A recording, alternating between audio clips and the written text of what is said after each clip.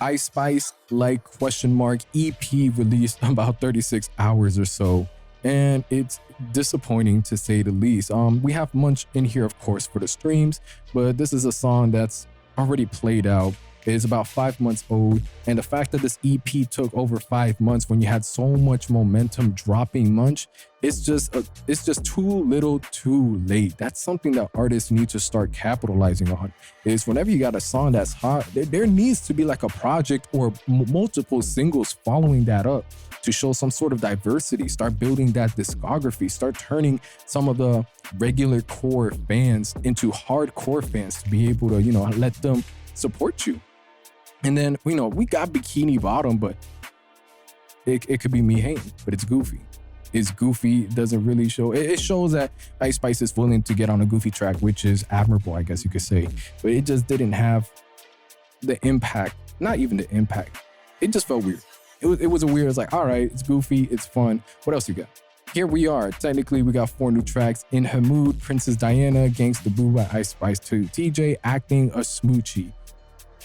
Every single one of these being quite forgettable, drill-like, lyrical content, more or less the same, which isn't too bad. But whenever the momentum's burning out and you got people trying to find a discography, if this is what you're showing out with, it's not going to be a good look. I predict Ice Spice to sort of be following the same path as Coi Leray and Saweetie. Hot for a little bit. The looks is going to be able to get her some features, some features here and there, some tracks here and there, but it's just slowly going to dwindle away to obscurity, and it's not going to be pleasant. In Her Mood, if we really want to dive deep into it, starting off the hook repeatedly, like, damn, she in her mood, different ad-libs, it's not entertaining.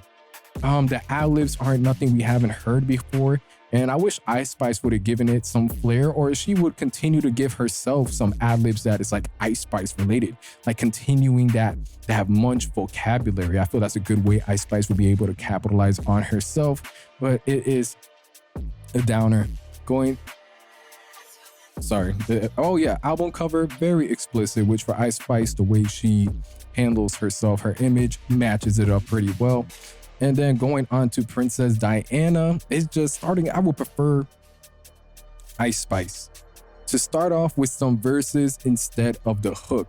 If you're gonna be going into this drill genre, based on some hard-hitting music, starting off with a hook can sort of keep it stale and boring. Start it off with the verses, maybe even keep the hooks to a minimum, and be able to be like, all right, listen to these bars. Now, I'm not going to say they're going to be outstanding, but at least going to be able to, like, all right, take it. It feels a bit more serious with that.